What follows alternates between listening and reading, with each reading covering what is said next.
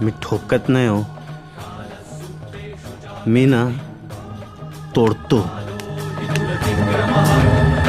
माझा पॅटर्नच वेगळा आहे. नुकताच मुळशी पॅटर्न हा चित्रपट होऊन गेला. या चित्रपटामध्ये एक डायलॉग आहे, मी ठोकत नाही हो, मी ना तोडतो.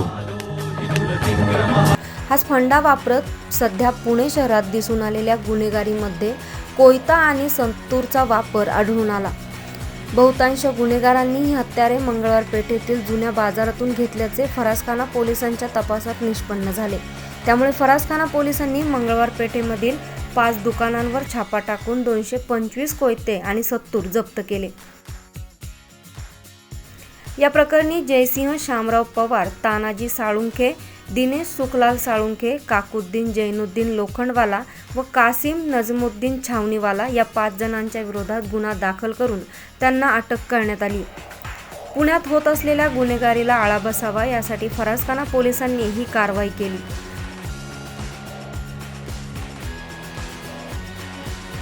जुन्या बाजारात अनेक नव्या जुन्या वस्तूंची विक्री होते. शहरात गेल्या काही दिवसांमध्ये झालेल्या टोळी युद्ध व अन्य गुन्ह्यांमध्ये कोयत्याचा सर्रास वापर झाला. त्यापैकी काही आरोपींच्या चौकशीमध्ये आपण जुन्या बाजारातून कोयते विकत घेतल्याचे सांगितले गेले.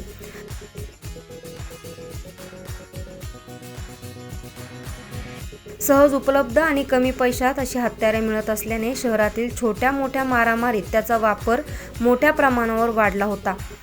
कोयता गँग म्हणून काही जण प्रसिद्ध झाले होते. हे कोयत्याच्या गुन्ह्या संदर्भामध्ये जुन्या बाजारामध्ये जी विक्री होते बेकायदेशीर, त्या संदर्भामध्ये अनेक वर्षापासून जुना बाजार भरला जातो. त्यांना ही विक्री केली जाते. पण हे जे आर्म्स ॲक्टमध्ये येणारे जे रूल्स आहेत त्यानुसार जी प्रतिबंधित हत्यारं आहेत त्याची विक्री करतात आणि त्याचा शोध घेऊन आम्ही हे काल जे रेड केलेले आहे. पुणे शहरामध्ये अनेक गुन्ह्यामध्ये कोयत्यांचा वापर झाल्याचं हे अनेक तपासातून निष्पन्न झालेलं आहे. त्यानुसार आमच्या परिसरामध्ये जी काय बेकायदेशीर कोयते विक्री होते हे जुन्या बाजार होते अशी एक एकंदरीत आम्हाला माहिती होती. त्या दुकानदारांना आम्ही अटक केली आहे. त्यांच्या विरोधात आर्म्स ॲक्टप्रमाणे गुन्हा दाखल करून त्यांना अटक केली आहे. त्यांच्याकडे अजून तपास करीत आहोत की यांनी हे जे हत्यारे बनवलेत कुठं बनवले आणि कोणी बनवले आणि काही अनेक गुन्ह्यामध्ये जे हत्यारे वापरले आहेत ते जुना बाजारात यांच्याकडून कोण्या गुन्हेगारांनी विक्री केली आहे का या संदर्भामध्ये ते संबंधित गुन्ह्यांचे तपास करीत आहेत. साईज आहे, लांबी जी पात्याची आहे ते 9 इंच पाहिजे मूठ सोडून आणि रुंदी 2 इंच. याच्या व्यतिरिक्त जर वेपन असेल ते आर्म्स ॲक्टच्या नोटिफिकेशनमध्ये बसते.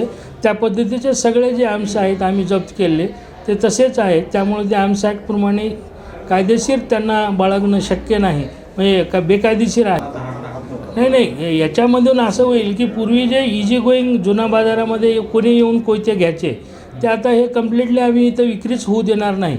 त्याच्यामुळं ते बऱ्याचशा गोष्टी जे इझी कोयते भेटायचे ते भेटणार नाहीत आणि वेळोवेळी आम्ही जुना बाजार आणि परिसरात शोध घेऊ आणि भेटले तर आम्ही कारवाई करू. आता याचा वापर अनेक गुन्ह्यामध्ये आता करतात लोक आणि अनेकांनी वेगळ्या प्रत्येकाचं आहे. आता जे तरुण मंडळी आहे किंवा जे काही गुन्हेगार वृत्तीचे लोक आहेत ते गुन्ह्यात वापरतात, दुसऱ्या ह्याच्यात वापर.